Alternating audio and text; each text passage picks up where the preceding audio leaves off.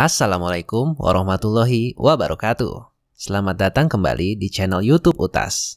Kami yakin harapan setiap orang pasti ingin jualannya cepat laku dan laris manis.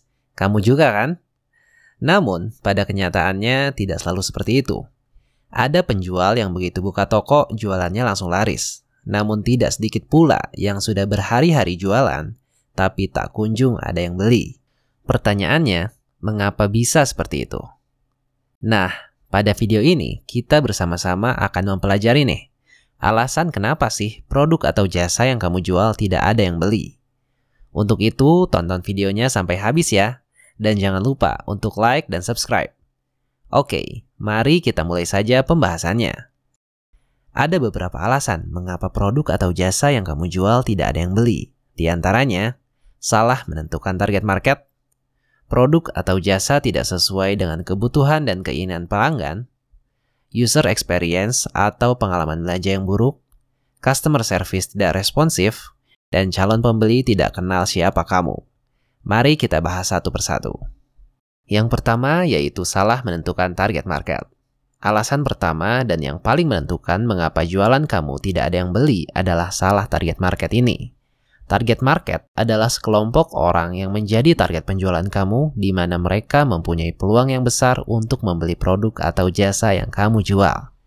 Kalau kamu salah memilih target market, maka pemasaran yang kamu lakukan menjadi sia-sia. Karena pada dasarnya, kamu tidak bisa menargetkan semua orang dalam menjual produk atau jasa. Sebagai contoh, kamu mau menjual berlian berkualitas bagus.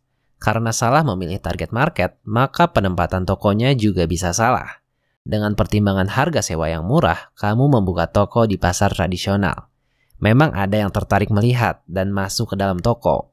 Tetapi untuk membeli peluangnya sangat kecil. Berbeda jika kamu paham dan tepat dalam memilih target market. Kamu akan memilih membuka toko di mall, di kawasan elit, atau di tempat yang sering dikunjungi oleh orang-orang kaya. Dengan demikian, peluang terjualnya berlian kamu akan lebih tinggi jika dibandingkan dengan membuka toko di pasar tradisional tadi. Alasan yang kedua yaitu produk atau jasa kamu tidak sesuai dengan kebutuhan dan keinginan pelanggan. Kalau kamu sudah tepat dalam memilih target market, namun mereka tidak butuh dan tidak menginginkannya, maka tidak akan terjadi penjualan. Oleh karena itu, sangat penting bagi kamu untuk bisa mengenali apa yang menjadi masalah dari target market kamu. Setelah mengetahui apa masalah mereka dan apa yang mereka butuhkan, kamu bisa sediakan solusi yang relevan untuk mereka. Misalnya, kamu memilih target pasar ibu-ibu yang baru melahirkan. Maka, teh penambah ASI, perlengkapan bayi, hingga sewa alat pompa ASI adalah hal-hal yang akan dibutuhkan mereka. Namun, jika kamu menawarkan panci meski dengan teknologi terkini pun, bisa jadi mereka tidak akan tertarik karena memang bukan itu yang mereka butuhkan. Yang ketiga yaitu user experience atau pengalaman berbelanja yang buruk. Jika dalam toko offline atau toko fisik, pengalaman berbelanja erat kaitannya dengan kebersihan tempat, kursi yang nyaman, desain toko yang kekinian, halaman parkir yang luas, dan lain sebagainya. Sedangkan dalam dunia online, website ibarat toko kamu. User experience di dalam website ada banyak sekali macamnya, seperti navigasi, pemilihan warna dan font, waktu loading, kemudahan dalam menemukan apa yang dicari, dan lain sebagainya. Ketika semua hal terkait user experience website kamu buruk, maka peluang terjualnya produk kamu akan menurun walaupun target marketnya sudah tepat. Karena user experience itu berhubungan dengan kenyamanan pengguna. Sehingga kalau calon pembeli sudah tidak nyaman, maka kemungkinan besar mereka tidak jadi membeli. Maka dari itu, kamu harus benar-benar memikirkannya. Jika pada website, navigasi yang jelas, desain website yang sederhana dan bersih, waktu loading yang cepat, font yang mudah dibaca, perlu kamu perhatikan lagi apakah sudah memudahkan pengunjung atau tidak. Yang keempat, yaitu customer service tidak responsif. Ketika customer service kamu tidak responsif, yaitu kurang cepat dalam melayani atau kurang ramah dalam berkomunikasi, hal tersebut bisa menyebabkan tidak terjadinya penjualan. Sebagai contoh, ada calon pembeli yang menghubungi kamu jam 9 pagi, tetapi baru mendapat respon jam 9 malam. Jelas ini akan membuat calon pembeli menunggu. Padahal mereka membutuhkan jawaban yang cepat dan responsif. Maka dari itu, kamu memerlukan standar waktu dalam melayani pelanggan. Setidaknya maksimal 15-20 menit setelah calon pembeli menghubungi. Mereka harus sudah mendapat respon.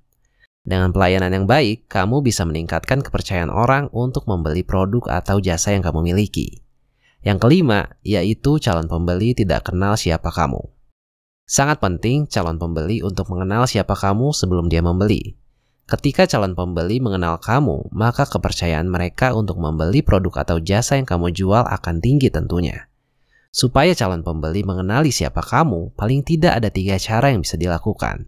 3 cara tersebut antara lain: 1. Optimalkan halaman about. Halaman about adalah halaman yang menampilkan siapa kamu. Kamu bisa memanfaatkan halaman ini untuk memperkenalkan diri kepada calon pembeli. Biasanya halaman about ini berisi informasi terkait latar belakang bisnis, siapa foundernya, apa visi misi dan value-nya, serta prestasi-prestasi yang sudah pernah didapatkan. Yang kedua, menampilkan testimoni. Cara yang kedua adalah dengan menampilkan testimoni dari orang-orang yang pernah membeli produk atau jasa kamu. Terutama orang-orang berpengaruh dan punya authority yang tinggi, seperti artis, public figure, pejabat, pengusaha terkenal, dan lain sebagainya. Dan yang ketiga, mendapatkan kontak calon pembeli dan berkomunikasi dengan mereka. Kemudian, cara yang ketiga adalah dengan mendapatkan kontak dari calon pembeli kamu. Kontaknya bisa berupa nomor HP ataupun alamat email. Namun, membangun list kontak saja tidak cukup. Supaya efektif dan calon pembeli bisa lebih kenal dengan kamu, maka kamu juga perlu mengirimkan pesan. Mungkin sekedar menanyakan kabar atau bisa juga menginformasikan sesuatu yang penting terkait bisnis kamu. Nah, sekarang kamu sudah tahu kan beberapa alasan kenapa produk atau jasa yang kamu jual tidak ada yang beli. Semoga ini bisa menjadi bahan evaluasi untuk bisnis kamu ya. Sekian video kali ini, semoga bermanfaat. Jangan lupa untuk like dan subscribe channel YouTube Utas. Sampai jumpa pada video yang akan datang.